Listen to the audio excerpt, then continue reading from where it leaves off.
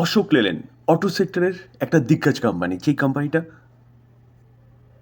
আজকের দিনে দেখলে দেখা যাবে, দেখুন বেশ ভালোই করছিল, কোম্পানিটা পজিটিভ চলছিল।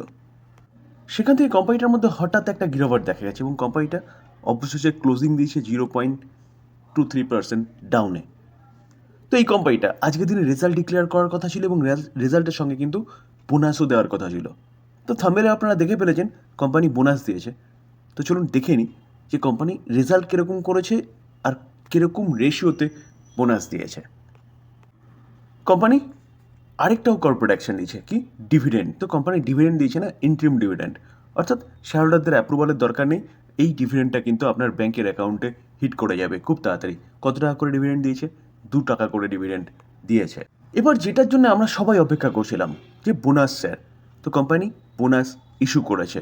তো দেখুন, বোর্ড অফ ডিরেক্টর অ্যাপ্রুভ করেছে বোনাস ইকুইটি শেয়ার রেশিও কি 1:1, অর্থাৎ যার কাছে একটা শেয়ার আছে সে কিন্তু একটা শেয়ার ফ্রি পাবেন, অর্থাৎ বোনাস পাবেন।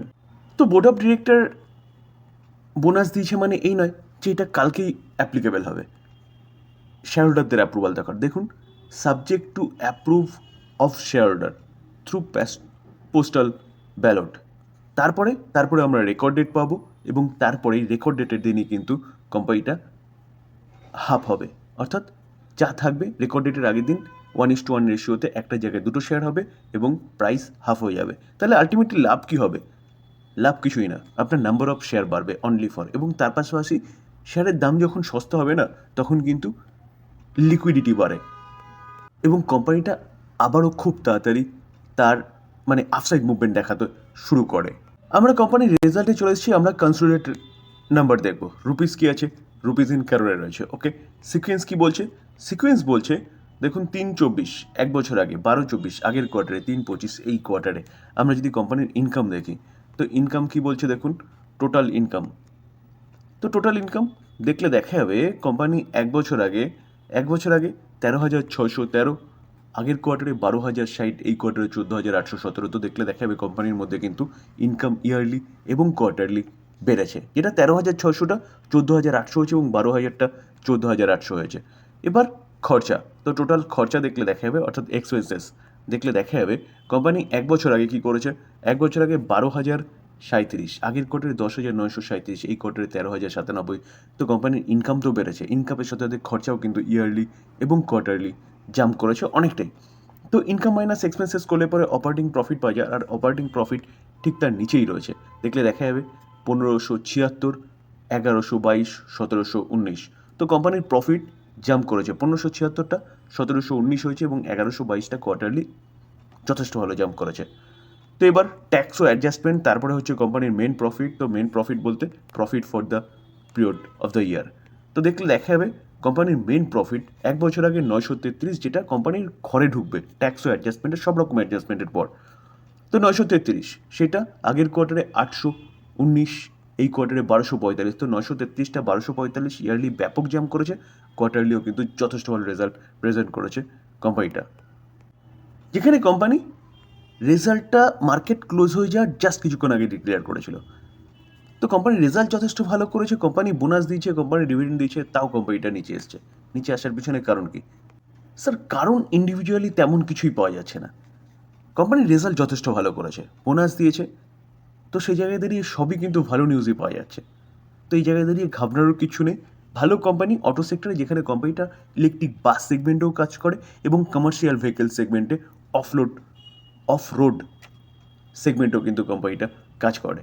তো সেই জায়গায় দাঁড়িয়ে স্যার এটা কিন্তু একটা ভালো নিউজ। এখন দেখার বিষয় যে কোম্পানি কবে রেকর্ড ডেট ডিক্লেয়ার করে, তার জন্য এজিএম হবে এবং শেয়ারহোল্ডারদের অ্যাপ্রুভাল দরকার হবে। NHPC, national hydro power corporation limited, কোম্পানিটাকে দেখলে দেখা যাবে, দেখুন কোম্পানিটা আজকের দিনে প্রায় 2.25% মতন একটা ডাউন সাইড মুভমেন্ট দেখিয়েছে এবং ক্লোজিং দিয়েছে কত 85-94। তো কোম্পানিটা ভালো করছিল, হঠাৎ করে কী এমন হলো যেখানে কোম্পানিটার মধ্যে এরকম একটা ডাউনফল দেখা গেছে, যেখানে রেজাল্টও কিন্তু কোম্পানিটার ঠিকঠাক আছে। ফিউচার ওরিয়েন্টেড বিজনেস নিয়ে কাজ করে, কি রিনিউয়েবল সেগমেন্টে, যেখানে কোম্পানিটা হাইড্রো এনার্জি তো কোম্পানিটার মেন বিজনেস, তার সাথে কোম্পানিটা কিন্তু সোলার এবং উইন্ড নিয়েও কাজ করছে।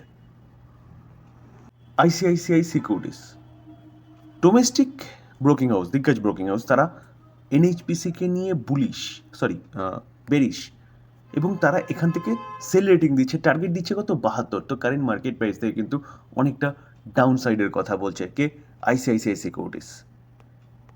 যেখানে আইসিআইসিআই সিকিউরিটিস আগে হোল্ড রেটিং দিয়েছিল, সেখান থেকে সরাসরি তারা সেল রেটিং দিচ্ছে এবং আগে টার্গেট কী দিয়েছিল 76, সেখান থেকে 72 টার্গেট নিয়ে এসছে। স্যার মূলত বলা যেতে পারে এই কারণে কিন্তু কোম্পানিটার মধ্যে আজকের দিনে একটা গিরাবাট দেখা গেছে। এবার কি সত্যি কি কোম্পানি 72-এ চলে আসবে? দেখুন, প্রতি কটা ব্রোকিং হাউসের দৃষ্টিভঙ্গি আলাদা। তো এই জায়গায় দাঁড়িয়ে আপনাকে শুধু দেখতে হবে যে কোম্পানি বিজনেস কী করছে এবং বিজনেস যেটা করছে সেটা লং টার্ম সাস্টেনেবল নাকি এবং কোম্পানি ঠিকঠাক করছে নাকি। তো কোম্পানি ঠিকঠাক বিজনেস করছে, তো কোম্পানি ব্রোকিং হাউস যাই বলুক না কেন অত ভয় পাওয়ার কিচ্ছু নেই। যেখানে কোম্পানি ফিউচার ওরিয়েন্টেড বিজনেস নিয়ে কাজ করছে, কোম্পানি এখান থেকে ভালো মুভমেন্ট দেখাতে পারে। যদি আপনার মনে হয় এরকমই, তাহলে গিয়ে কিন্তু আপনি এই কোম্পানিটা হোল্ড করতে পারেন কোনো রকম কোনো প্ররোচনায় কান না দিয়ে। স্যার আজকের দিনের লেটেস্ট নিউজ কি নিউজ, যে গভর্নমেন্ট বা সরকার কি করতে চলেছে, 2000 কারোর অ্যালোকেট করেছে কিসের জন্য, installation of 72,000 EV charging station PM E ড্রাইভের আন্ডারে। তো গভর্নমেন্ট হঠাৎ করে 72,000 চার্জিং স্টেশন ইভি চার্জিং স্টেশনের কথা বলছে কেন? দেখুন স্যার, ইলেকট্রিক ভেহিকেলসের প্রমোট করছে সরকার। তো ইলেকট্রিক ভেহিকেলস যদি চলতে হয় তাহলে কিন্তু চার্জিং স্টেশনের দরকার হবে, কারণ আপনি কলকাতা থেকে দিল্লি যাচ্ছেন ইলেকট্রিক ভেহিকেলস নিয়ে। তো মাঝখানে যদি চার্জিং স্টেশন না থাকে, আপনার চার্জ যদি শেষ হয়ে যায়, তাহলে আপনি যাবেন কী করে বা সেই গাড়িকে নিয়ে আসবেনই বা কী করে? এর জন্য কিন্তু মানুষের মধ্যে একটা অনীহা দেখা যাচ্ছে, কিসের জন্যে, ইলেকট্রিক ভেহিকেলস কেনার জন্যে। তো সেই অনীহা থেকেই কিন্তু গভর্নমেন্ট তার লক্ষ্যে পৌঁছতে পারছে না, কারণ গভর্নমেন্ট 2030-এর মধ্যে 30% ইলেকট্রিক ভেহিকেলসের কথা বলছে যেগুলো মার্কেটে চলবে। তো গভর্নমেন্ট সেই লক্ষ্যে যদি পৌঁছতে হয় তাহলে গভর্নমেন্টকে নিজের থেকে চার্জিং স্টেশন তৈরি করতে হবে। তো গভর্নমেন্ট সেই দিকেই এগোচ্ছে। তো 72,000 ইভি চার্জিং স্টেশন গভর্নমেন্ট তৈরি করতে চলেছে। দেখুন, এই আর্টিকেল দেখলে দেখা যাবে this station will be strategically diploid among 50 national highway corridor. তার পাশাপাশি হাই ট্রাফিক যেখানে রয়েছে সেখানে মেট্রো সিটিস, তার পাশাপাশি toll plaza, railway station, airport, fuel outlet, state highway. তো এইসব জায়গায় দরকার হবে। তো তার জন্য কিন্তু গভর্নমেন্ট এইসব জায়গায় চার্জিং স্টেশন বসানোর কথা বলছে। চার্জিং স্টেশনের বসানোর কথা বলছে, তো বসাবে ডাকে। দেখুন, এখানে কিন্তু মোটামুটি একটা আন্দাজ পাওয়া যাচ্ছে যে কি ভারত হেভি ইলেকট্রনিক ভেল কিন্তু এই চার্জিং স্টেশন বসানোর consider as the nodal agency পেতে পারে, তো দায়িত্ব পেতে পারে বলতে পারেন ভেল। তো দেখলে দেখা যাবে, দেখুন ভেল আজকের দিনে 3% মতন একটা ভালো অফসাইড মুভমেন্ট প্রেজেন্ট করেছে।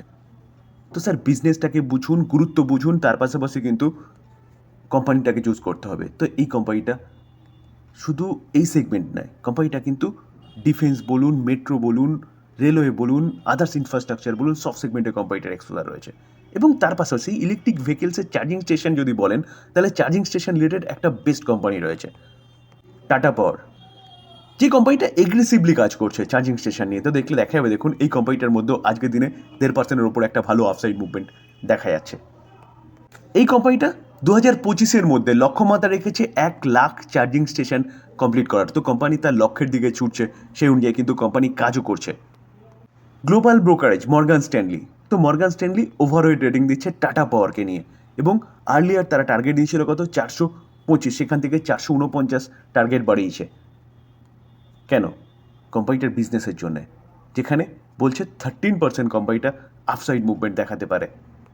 কোম্পানিটা সোলার রুফটপ, তার পাশাপাশি হাইড্রো, নিউক্লিয়ার, সোলার এবং উইন্ড নিয়ে কাজ করছে। পুরোনো যা বিজনেস তা তো আছে, তার সাথে কোম্পানিটা চার্জিং স্টেশন নিয়েও কাজ করছে। তো ইউনিক বিজনেস। স্যার ডিসক্লেমার দিয়ে রাখি যে এই ভিডিওতে যেসব কোম্পানিগুলো নিয়ে আলোচনা করলাম, সেসব কোম্পানিগুলোর সম্বন্ধে জাস্ট নিউজ পাওয়া যাচ্ছে, সেগুলো আপনাদের সামনে তুলে ধরার চেষ্টা করলাম। টোটালটাই লার্নিং পারপাস। বাই করবেন, নিজে ভালো মতন অ্যানালাইসিস করবেন, তারপরে বাই করবেন, বা আপনি আপনার ফাইন্যান্সিয়াল অ্যাডভাইজারের সাথে কথা বলে নিয়ে তারপর বাই করবেন। থ্যাংক ইউ, ভালো থাকবেন।